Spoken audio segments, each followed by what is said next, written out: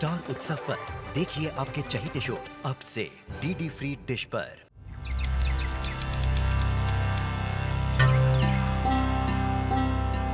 कालिंदी मैं हूँ, डरो मत।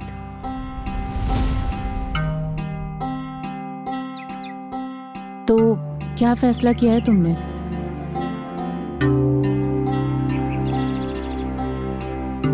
किया, अब मैं किसी से नहीं डरूंगी। कालिंदी एक बार फिर सोच लो, क्योंकि जो तुम करना चाहती हो वो बिल्कुल भी आसान नहीं है।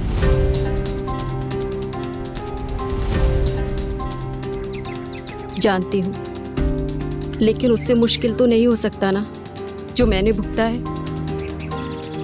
मैं लड़ूंगी अपने हक के लिए, और इस लड़ाई में मैं तुम्हारे साथ हूँ। बोलो, क्या करना चाहती हो? मैं अपने पति और अपने पिता के खिलाफ केस दर्ज करना चाहती हूँ। अपने पति और अपने पिता के खिलाफ केस? एक जिसके नाम का सिंदूर औरत अपने मांग में भरती है, और एक जो उसका जन्मदाता होता है। तो ऐसा क्या हुआ था कालिंदी के साथ? क्या किया था उसके पति और उसके पिता ने जिससे कालिंदी को उनके खिलाफ केस दर्ज करने का फैसला लेना पड़ा? यकीन नहीं होता, एक पति जिसने अपनी पत्नी के साथ 7 फेरे लेकर सुख दुख में साथ निभाने का वचन दिया, और दूसरी तरफ एक जन्मदाता पिता खुद अपनी बेटी के ऊपर अत्याचार करता। पता नहीं अब क्या होना बाकी रह गया इस दुनिया।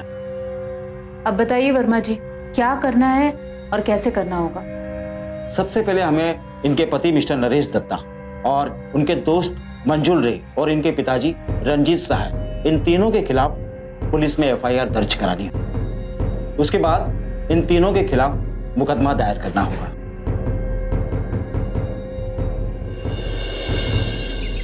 कालिंदी नरेश दत्ता। नरेश दत्ता, ये मशहूर उद्योगपति नरेश दत्ता ना? आप उनकी पत्नी है और आप ही अपने पति के खिलाफ एफआईआर दर्ज करवाने आ गई। मैडम, नरेश दत्ता एक इज्जतदार आदमी है, उन पे कीचड़ उछालना। आप जानते हैं कि क्या किया है आपके इन्हीं इज्जतदार नरेश दत्ता ने?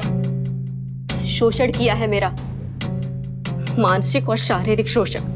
ओ मैडम, काम वाली बाई को 4 बर्तन ज्यादा किसने पड़ते ना, तो वो भी बोलती है कि मालकिन ने मेरा शोषण किया है। और ये पति पत्नी का आपस का मामला है, इसे घर ही सुलझाइए, सुखी रहेंगी। आप कम से कम उसका पूरा केस तो सुनिए। क्या सुनूं? ये पति पत्नी का आपस का मामला है, इसमें टांग अड़ाने की जरूरत नहीं है हमें, और आप भी मत अड़ाइए। और आप जैसी सोशल वर्कर कहलाने वाली औरतें इन औरतों का दिमाग खराब करती हैं। सच बोलिए, आप इनके कहने पे एफआईआर लिखवाने आई ना? और आपके पिता रंजीत साहब, उनको हम अच्छी तरह से जानते हैं, उनकी समाज में इज्जत है। क्यों उनके नाम पे कालिक पोतना चाहते हैं आप? जो पिता अपनी बेटी को सहारा ना दे सके, वो पिता किस काम का? आपकी शादी हो चुकी ना मैडम, तो सहारा अपने पति से मांगिए, पिता से नहीं। मगर आप मेरा सच जाने बिना ही। हमारा काम है सिर्फ कंप्लेंट दर्ज करना, सच जानना कोर्ट का काम है। तो फिर आप अपना काम कीजिए, क्योंकि हमारे जैसी अपने आप को सोशल वर्कर कहलाने वाली औरतों की पहुंच बहुत ऊपर तक होती है। मैडम, धमकी मत दीजिए, बहुत ऊपर तक पहुंचे ना आपकी।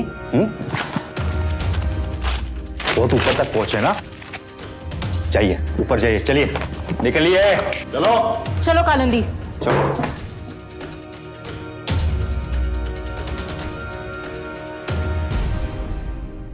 थैंक यू सो मच जज साहब, आपके इतने बिजी शेड्यूल में से आपने हमारे लिए इतना वक्त निकाला। इसमें थैंक यू कहने की कोई जरूरत नहीं, क्योंकि आप जो कर रही है वही हम कर रहे हैं, समाज सेवा। देखिए ना, इसके लिए आज मैं जिस जज की कुर्सी पे बैठा हूं,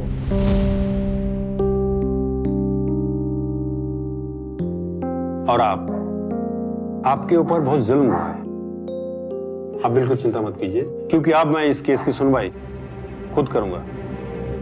अच्छा, वो क्या नाम बताया तुझे इंस्पेक्टर का? दीपक शर्मा। ठीक है, मैं उसे देख लेता हूँ। Thank you sir. हाँ, एक minute.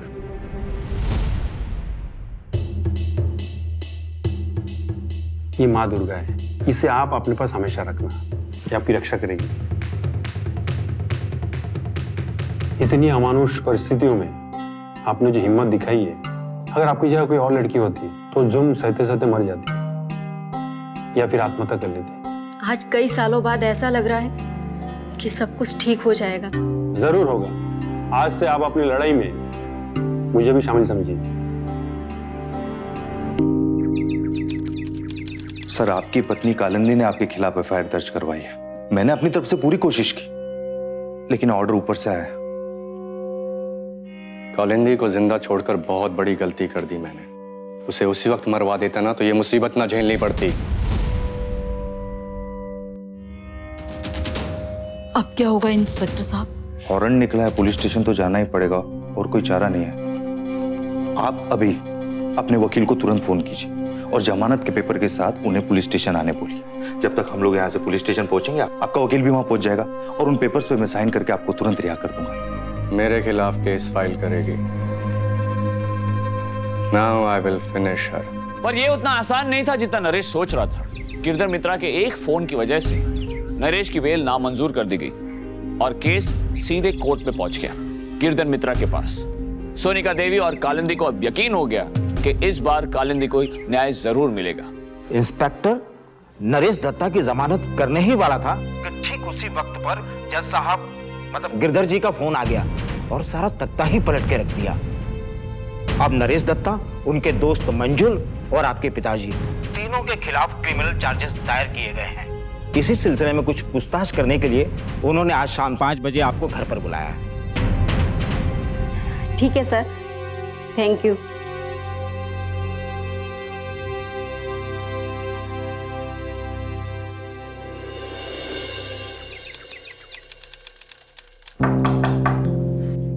May I come in, sir? Come in.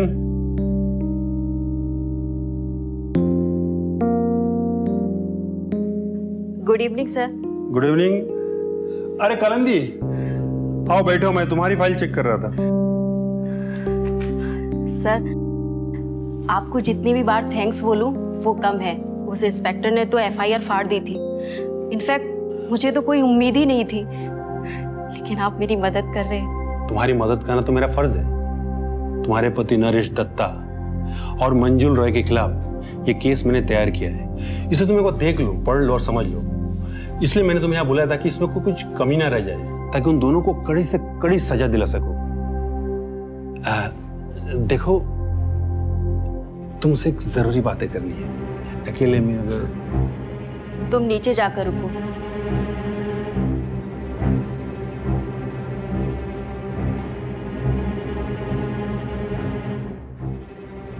You know Kalindi, क्या है कि दुनिया में ज्यादातर लोग उस इंस्पेक्टर की तरह होते हैं, लेकिन मैं ऐसा नहीं हूं। समझ रहे ना मैं क्या कह रहा हूं? देखो, तुम जो बोलोगी ना मैं वही करूंगा। तुम्हारे पति के खिलाफ ऐसा मजबूत केस बनाऊंगा कि वो जिंदगी भर जेल में चढ़ता रहेगा। तुम यही चाहती थी ना? सुनो क्या कर रहे हैं सर?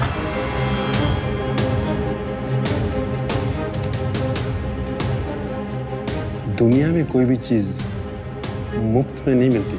कहाँ जाएगी तुम?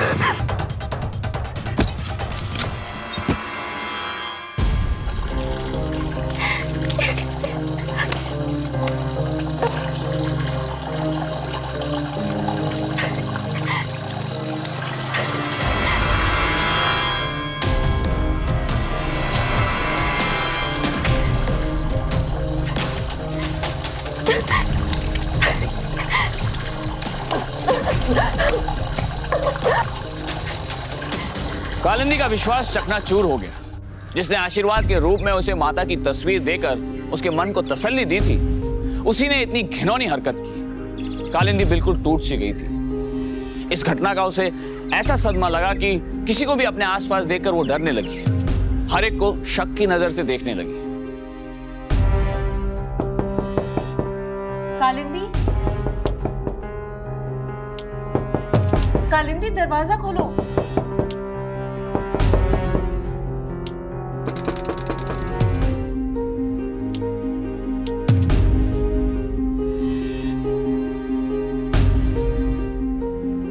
कालिंदी 7 दिनों तक अकेले कमरे में बंद रही। उसने किसी को भी अंदर नहीं आने दिया। यहां तक कि सोनिका देवी को भी नहीं।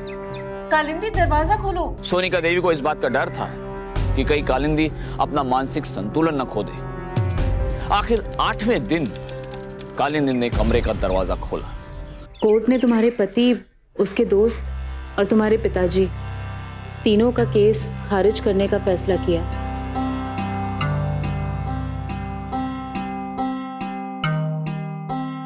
कोर्ट चाहे जो फैसला ले, पर मैं हार नहीं मानूंगी। अपने आत्मसम्मान के लिए मैं लड़ूंगी, एक गिरधर मित्रा से नहीं बल्कि पूरे सिस्टम से। मेरे जीने का हक छीनने का अधिकार किसी को नहीं है, न नरेश को, न पापा को और न गिरधर मित्रा को। चाहे मेरी जान भी चली जाए, पर फिर भी मैं सबको सजा दिलवा के रहूंगी। मुझे गिरधर मित्रा के खिलाफ FIR दर्ज करानी है। कोई फायदा नहीं होगा कालिंदी। तुम्हारे पिता और पति के खिलाफ उन्होंने आसानी से FIR दर्ज नहीं करवाई थी। फिर तुम्हें क्या लगता है कि वो लोग गिरधर मित्रा के खिलाफ जाने की हिम्मत भी करेंगे? पर मैं ऐसे हाथ पर हाथ धरे नहीं बैठ सकती ना। कोई ना कोई तो रास्ता निकालना ही होगा। एक रास्ता है।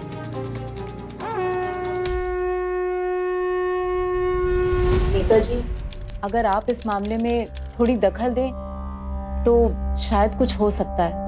आज एक जरूरी प्रेस कॉन्फ्रेंस है, बड़ा मसला है, वो हो जाए तो फिर। Thank you Netaji. अब ये सर, ये मेरा स्टेटमेंट है गिरधर मित्रा के खिलाफ। देखिए, गिरधर मित्रा मेरा आदमी है। पार्टी अगले इलेक्शन में उसे टिकट देने के लिए सोच रही है। अगर गिरधर मित्रा पर इस तरह के इल्जाम लगेंगे तो हमारी पार्टी की क्या साख रह जाएगी भाई? लेकिन ये इल्जाम नहीं है नेताजी। गिरधर मित्रा ने सचमुच ही... आए दिन ऐसे हादसे होते रहते हैं, रोज हम पेपर में पढ़ते हैं। गिरधर मित्रा एक इज्जतदार जज है और कौन विश्वास करेगा आपकी बात पर? उल्टा आपकी खुद की ही बदनामी होगी। मेरी मानिए तो इनसे कहिए कि कॉम्प्रोमाइज करें। गिरधर मित्रा से कह के इनके पति का जो केस है ना, दोबारा खोलने का ऑर्डर दे देता हूं मैं। अरे आपको लड़ना ही है तो अपने पति के खिलाफ लड़ो, जीत तुम्हारी होगी, इस बात की गारंटी मैं देता हूं। शर्म आनी चाहिए आपको।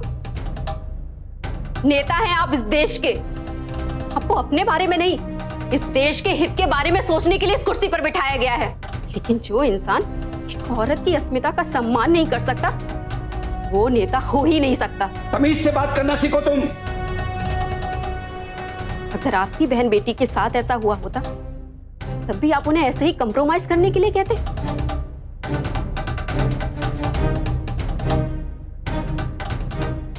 मैं हार नहीं मानूंगी। मैं गिरधर मित्रा का असली रूप सबके सामने लेकर आऊंगी, साथ में आपका भी, कि आप जैसे भ्रष्ट नेताओं की छत्र छाया में ही गिरधर जैसे लोग पनपते हैं। हेलो, आना जरा, एक काम है। सबके सब एक ही थाली के चट्टे बट्टे हैं, किसी की मजबूरी का फायदा उठा के अपना असली रंग दिखाते हैं। प्रेस कॉन्फ्रेंस शुरू नहीं है? नहीं, अभी तक नहीं। Boss, okay, thank you. सुनिए, हाँ जी, आप जर्नलिस्ट है ना? मुझे कुछ बताना है। देखिए, अभी मैं चल रही हूँ प्रेस कॉन्फ्रेंस में, आप कल मेरे ऑफिस आ जाइए। मैं गिरधर मित्रा के खिलाफ केस दायर करना चाहती हूँ। उन्होंने मेरी मजबूरी का फायदा उठाने की कोशिश की है और नेताजी ने उनके खिलाफ कार्रवाई करने से मना कर दिया है। और मैं इस बात की गवाह हूँ।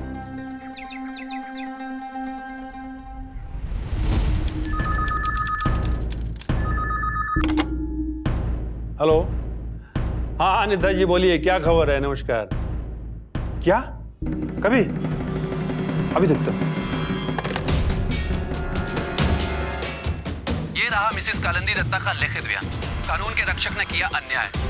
गिरधर मित्रा खुद कानून की गिरफ्त में, नेताजी की शय।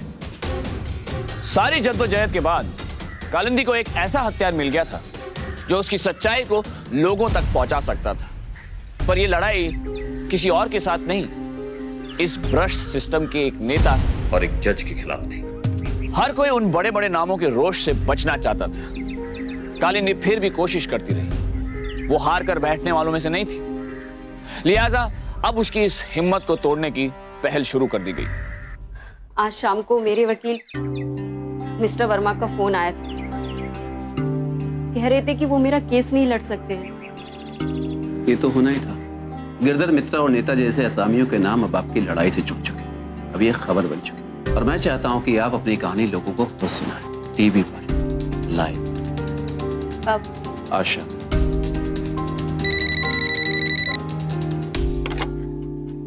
हेलो, नीता जी का केस वापस ले ले, समझी?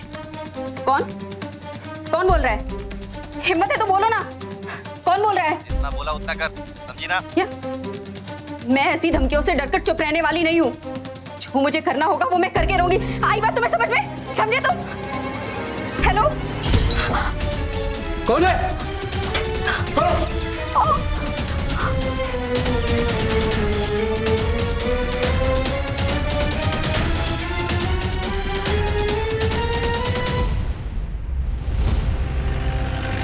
अब और वक्त गवाना खतरे से खाली नहीं। ये लोग कुछ भी कर सकते हैं, आज सिर्फ एक पत्थर फेंकर कल कुछ भी कर सकते हैं। कुछ हो उससे पहले तुम अपनी कहानी टीवी पर लोगों तक पहुंचा दो। एक बार सच सारी दुनिया के सामने आ गया तो लोग आपको हाथ नहीं लगा पाएंगे। बताइए, ऐसा क्या हुआ था आपके साथ जो इतनी बड़ी जंग आपको अकेले ही लड़नी पड़ रही? बात 2 साल पहले की है, जब मेरी बहन घर से भाग गई थी। नाक कटा दिया लड़की ने। सहाय खानदान की बड़ी लड़की किसी लड़के के प्यार में से फंस के भाग गई। अरे तू क्या ले लो, न जाने किस हाल में होगी मेरी बच्ची। मार गई होगी तो भी अच्छा है। हमारे मुंह पर काली पोत के वो कभी खुश नहीं रह सकती, कभी नहीं। तो बस एक ही रास्ता है कि जितना हो सके जल्दी से जल्दी कालिंदी को अच्छे से अच्छा लड़का और अच्छा घर देके इसकी शादी कर दो।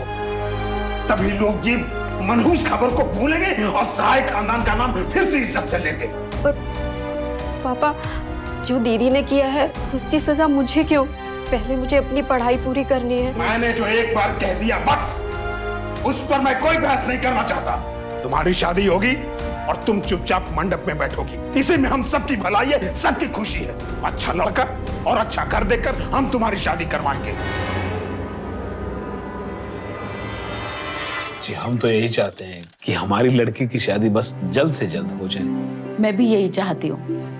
भगवान का दिया सब कुछ है हमारे पास, गाड़ी, बंगला, ऐशो आराम। बस मेरे बेटे नरेश की एक बार शादी हो जाए और ये दोनों आराम से खुश रहें। मुझे और क्या चाहिए?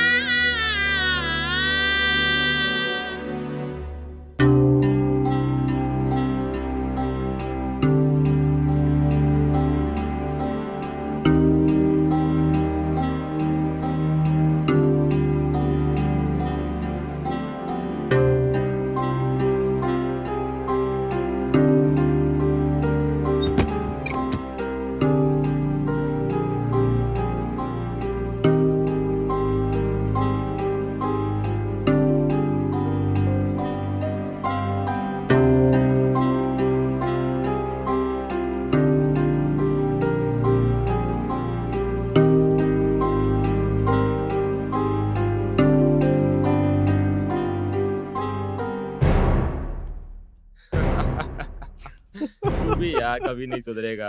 अरे साले तू भी शादी कर ले अब। पता नहीं, तू हमेशा वही रहेगा। अबे मैं कैसे बदल सकता हूँ? अरे हम तो ऐसे ही रहेंगे।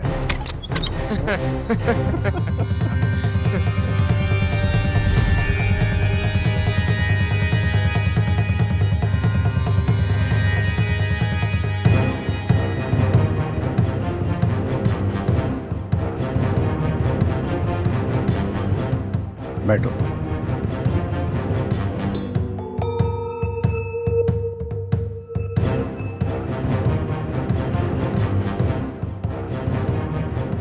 आओ कल, आओ अंदर। अरे आ जाओ, दोस्त है हमारा ये। आओ आओ आओ, बैठो बैठो। अरे पास बैठो। कैसी है बताओ भाई? अरे अरे अरे कालिंदी, अरे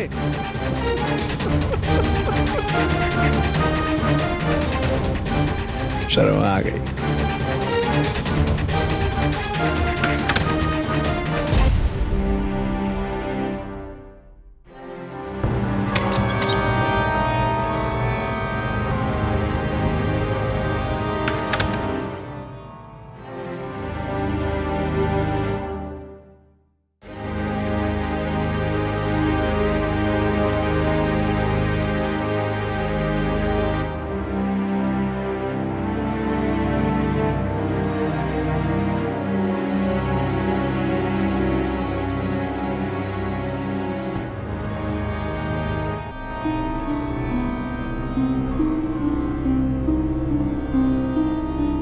क्या हुआ है? कोई प्रॉब्लम है क्या?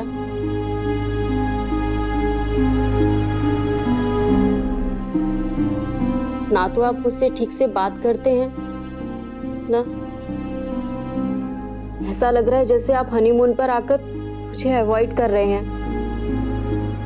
मुझे तो ऐसा फील होता है कि हमारी शादी ही नहीं हुई है।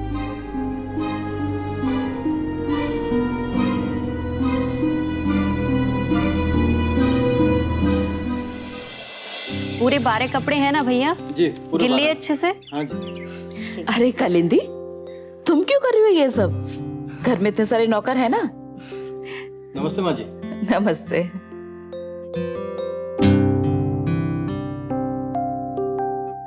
बेटा, तुमने तो एक ही महीने में इस घर का सारा काम संभाल लिया। मेरे लिए तो अब इस घर में कुछ करने को रह ही नहीं गया। माँ जी, आपसे एक बात पूछूं? हाँ बोलो बेटा। शादी से पहले उन्हें कोई और पसंद थी क्या? नहीं तो, इसने तो आज तक लड़कियों से बात तक नहीं की। दोस्ती तो बहुत दूर की बात है। तो क्या उन्हें मुझसे शादी नहीं करनी थी? सुहाग रात पर वो, मेरा मतलब है उनका बर्ताव बहुत अजीब था, और जब हनीमून पर गए तब भी ऐसा लग रहा था जैसे वो मेरे साथ एक कमरे में रहना ही नहीं चाहते थे, जैसे किसी ने जबरदस्ती उन्हें मेरे साथ बांध दिया हो।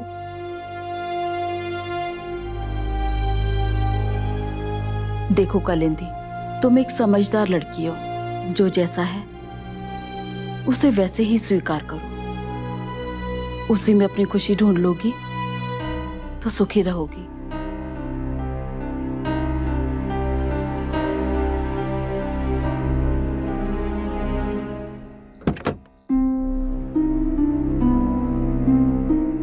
दरवाजा खटखटा कर नहीं आ सकती तो?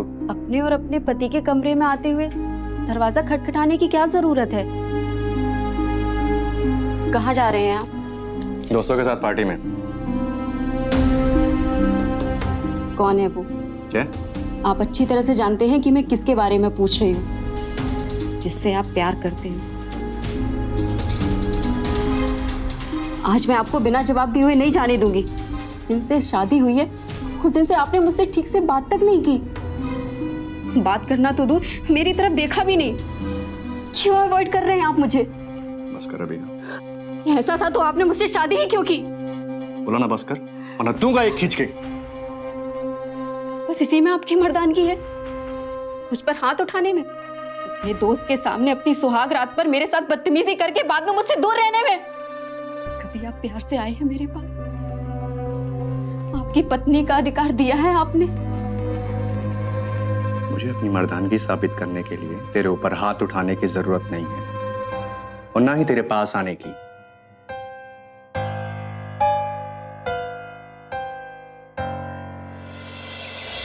अपने वहम को ज्यादा हवा मत दो कालिंदी, खुद ही दुखी हो जाओगे। ये वहम नहीं है माँ, मैं रह रही हूँ नरेश के साथ, उसे देख रही हूँ, महसूस कर रही हूँ। ऐसा लगता है जैसे वो जानबूझकर मुझसे दूर रह रहे हैं। इसीलिए बार बार मेरे मन में यही ख्याल आ रहा है कि उनका जरूर किसी के साथ अफेयर चल रहा है। माँ, हो सकता है नरेश शांत स्वभाव के हो, किसी से ज्यादा घुलना मिलना उन्हें पसंद ना हो कालिंदी, इसलिए इस नए रिश्ते में जुड़ने में उसे थोड़ा वक्त लग रहा है। कालिंदी, ज्यादा जल्दबाजी मत किया करो, देखना सब धीरे धीरे ठीक हो जाएगा। अब बाकी सब घर में ठीक तो है ना? हाँ माँ, बाकी सब अच्छा है। माँ भी बहुत अच्छी है, नौकर चाकर सारे। तो बस नरेश के साथ भी देखना सब धीरे धीरे ठीक हो जाएगा। कालिंदी, अपने पति के साथ इस तरह बात मत किया करो। वो मर्द है, उसका ईगो बहुत बड़ा है।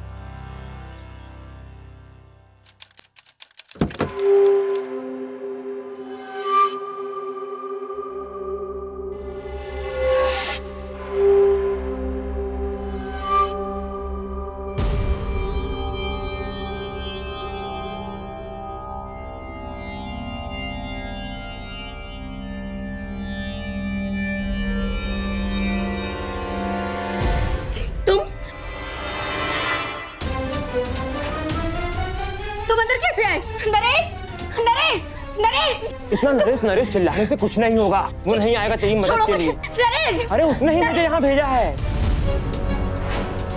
जो वो खुद नहीं कर सकता वो करने के लिए। अरे नामर्द है तेरा पति, नामर्द।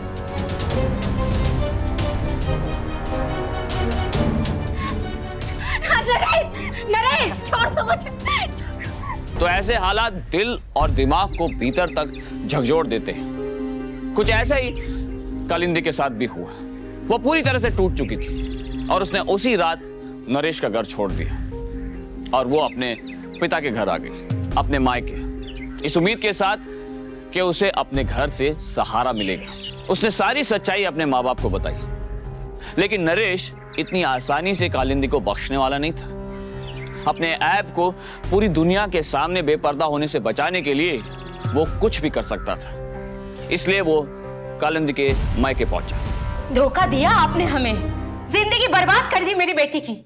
अपना ऐब छुपाने के लिए अपने दोस्त के साथ अपनी पत्नी को। अरे शर्म नहीं आई आपको? अरे माताजी, ऐसा कुछ नहीं हुआ है, झूठ बोल रही है ये। सच तो ये है कि इस शादी से कभी खुशी नहीं थी और इसीलिए हमारे बीच में आज तक पति पत्नी का संबंध भी नहीं बन पाया। झूठ बोल रहे हैं ये। मैं झूठ बोल रहा हूं? मैंने तुझसे क्या कहा था? मुझे मेरा वारिस चाहिए। तूने मना कर दिया था ना? बोल। आप कुछ बोलते क्यों नहीं? पिताजी, अगर आप समझदार हैं तो अपनी बेटी की बातें मत आइए। वैसे भी हमारा घरेलू मामला है अभी। सच तो यह है कि कालिंदी को आप लोगों को इसमें दखलंदाजी करने को कहना ही नहीं चाहिए था, और आप लोगों को भी ऐसा नहीं करना चाहिए। यकीन करिए, अगर फिर भी आपको लगता है कि मेरी वजह से आपकी बेटी की जिंदगी बर्बाद हो रही है तो आप खुशी से इसे अपने साथ रख सकते हैं। मेरा उससे कोई वास्ता ना होगा। नमस्ते माता जी। खुश हो गई तू?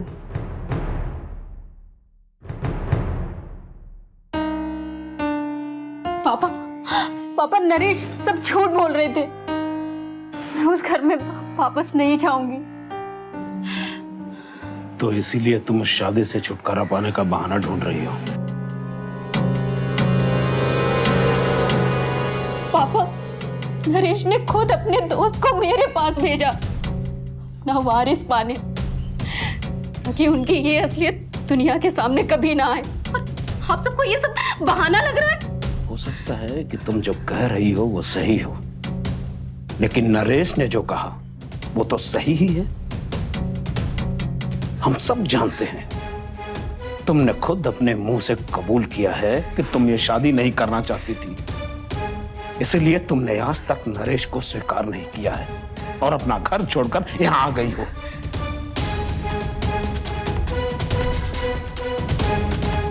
तो ये अब मेरा घर नहीं है? ससुराल ही लड़की का असली घर होता है। मरने के बाद उसकी अर्थी ही वहां से बाहर आती है। ये आप क्या बोल रहे हैं? तुम चुप रहो।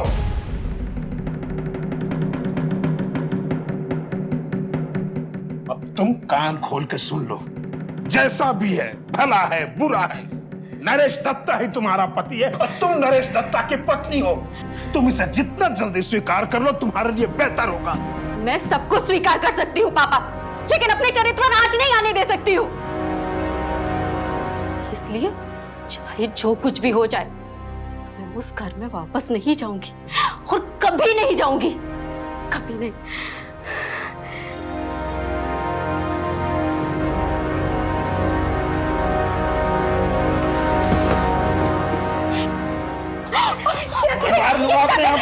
मुझे मेरा नाम मेरी इज्जत अपनी जान से ज्यादा प्यारा है।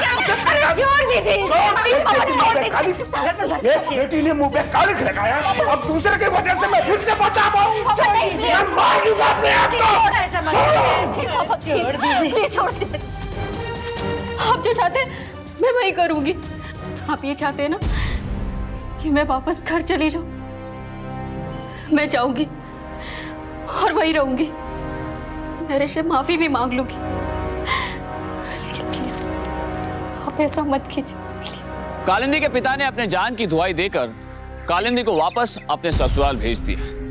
सब कुछ जानते हुए भी उन्होंने अपनी बेटी को वापस उसी नर्क में जाने के लिए मजबूर कर दिया, सिर्फ इसलिए ताकि समाज में उनकी साख बनी रहे। समाज, नाम, परंपरा, आज भी कई पढ़े लिखे और अपने आप को इज्जतदार कहलाने वाले घरों में यह धारणा जिंदा है कि एक बार बेटी की शादी हो गई तो उसके लिए उसके मायके में उसकी कोई जगह नहीं है, जैसे कि माँ बाप के सर से बोझ उतर गया और उनकी जिम्मेदारी खत्म। कहीं परंपरा के नाम पर ऐसी सोच को बढ़ावा देकर माँ बाप अपनी जिम्मेदारी से पल्ला तो नहीं झाड़ रहे? सोचिए, क्या ये सही है? कालिंदी अपने पिता की बात मानकर अपने ससुराल वापस तो चली गई, पर नरेश का बर्ताव बद से बदतर हो गया। अब माफी मांगने से कोई फायदा ना होगा। जाकर अपने बाप से मेरे खिलाफ शिकायत करते समय नहीं सोचा था कि वापस आकर क्या होगा। तब तो बड़ी हिम्मत दिखा रही थी। अब क्या हुआ? निकल गई सारी हिकड़ी। जैसे तेरे बाप ने घर से बाहर निकाल दिया, वैसे मैं भी घर से बाहर निकाल दूं तो कहां जाएगी? मेरी पत्नी होकर मेरे खिलाफ बाप से मदद मांगी तूने।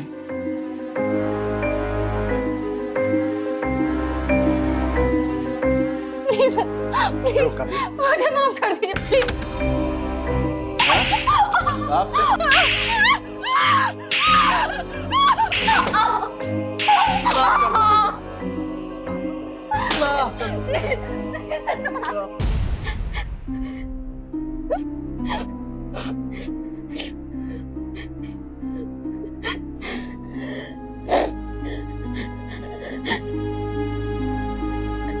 आज की रात हमेशा याद रखना, तुझे पत्नी का अधिकार चाहिए था ना, तो आज से तू वही करेगी जो मैं चाहूं। मंजू लाएगा रात को, बिना कोई तमाशा किए उसके साथ रात बिताना, और तब तक ऐसे करती रहना जब तक मुझे मेरा वारिस ना मिल जाए, ताकि दुनिया को ये पता ना चल जाए कि तुम बाप नहीं बन सकते। मैं बाजारू नहीं हूँ नरेश, तुम्हारी पत्नी हूँ मैं। इसीलिए तू मेरी बात मानेगी। मंजू लाता ही होगा। जा, तैयार हो जा। नहीं, मैं मर जाऊंगी, लेकिन ये कभी नहीं करूंगी, कभी नहीं। तुझे मरने का बहुत शौक है ना? तू देख अभी कैसे तुझे जिंदा रहते हुए मैं मारता हूँ।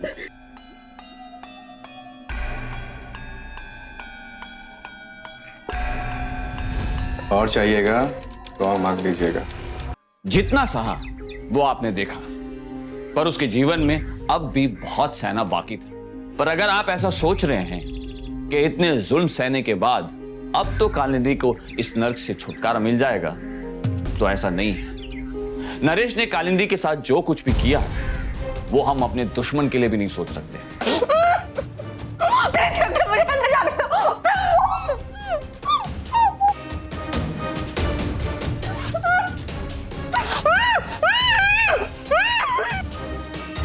कालिंदी को बिजली के 4 झटके दिए गए, लगातार, एक के बाद एक। वो बस एक जिंदा लाश बनकर रह गई। पर इसमें नरेश के साथ साथ वो डॉक्टर भी उतना ही गुनहगार है जिसने पैसों के लिए कालिंदी की मानसिक शक्ति को खत्म कर दिया। एक डॉक्टर जिसे हम भगवान का रूप मानते हैं, उसने एक असहाय और निरपराध औरत को जीते जी मार डाला। पर कहते हैं ना, दुनिया में हर तरह के लोग होते हैं, कुछ बुरे तो कुछ अच्छे भी। ऐसी ही थी वो नर्स जिसने कालिंदी की दशा देखकर उसकी मदद करने की कोशिश की।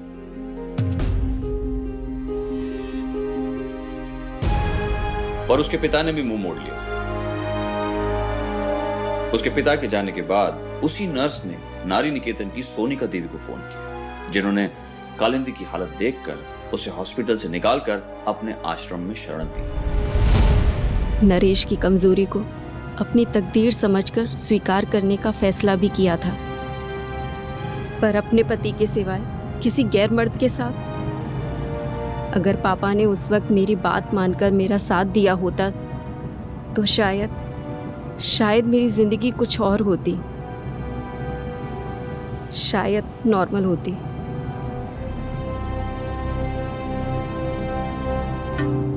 Hats off to you. इतना सब कुछ सहकर भी आपने हिम्मत नहीं हारी। मेरी हिम्मत ही तो मेरी अपनी है, बाकी सब तो खो ही चुकी हूँ।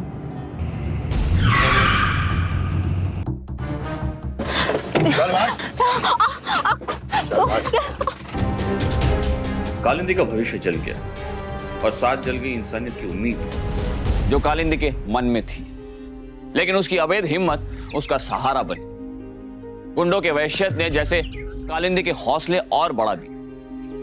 उसके मन पर इतने घाव थे कि शायद शरीर के घावों का सोग मनाना अब उसे मंजूर नहीं था।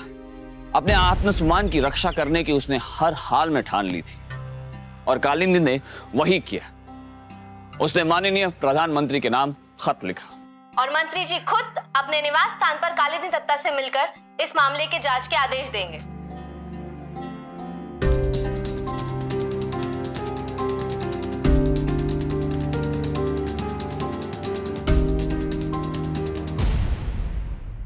प्रधानमंत्री जी ने कालिंदी से जैसा कहा था उन्होंने वैसा ही कर दिखाया। वो कालिंदी से मिले और उन्होंने उससे पूरा ब्यौरा लिया। फिर शुरू हुई संवैधानिक प्रक्रिया। इंपीचमेंट के जरिए दोनों सदनों में 2/3 बहुमतों से गिरधर मित्रा पर महाभियोग चलाया गया और फिर राष्ट्रपति की आखिरी मोहर ने गिरधर मित्रा को अपनी न्यायाधीश की कुर्सी से हटा दिया और उन पर मुकदमा दायर किया गया।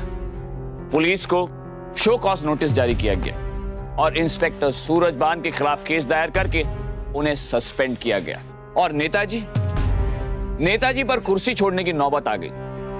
उनको प्रधानमंत्री जी से चेतावनी मिली थी और जिन 3 गुंडों ने कालिंदी और देव पर हमला किया था उनमें से 2 को हिरासत में ले लिया गया है। तीसरा अभी भी फरार है, जिसकी खोज आज भी जारी है।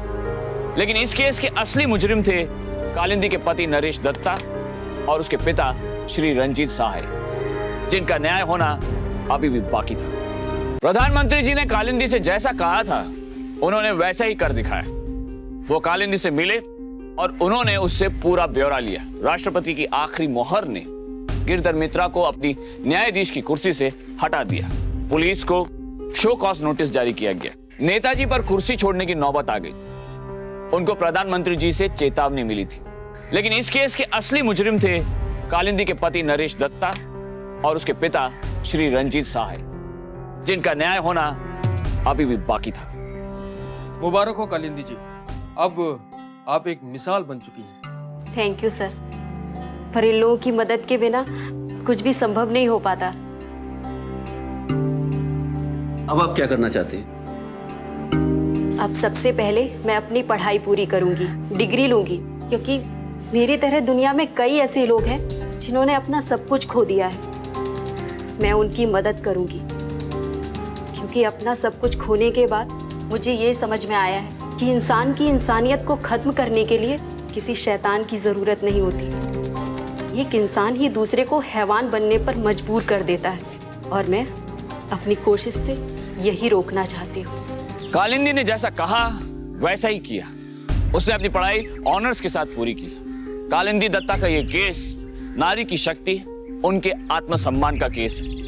एक सीख है, जुल्म को मत सहो, अन्याय के खिलाफ लड़ो। आज कालिंदी अपनी जैसी कई पीड़ित और शोषित महिलाओं की मदद कर रही है, उनकी हिम्मत बनी हुई है। कालिंदी जैसे लोग हमें जीने के सही मायने सिखाते। सावधान इंडिया का कालिंदी दत्ता को सलाम। अब मुझे दीजिए इजाजत, फिर होगी आपसे मुलाकात। तब तक सावधान इंडिया, इंडिया फाइट्स बैक।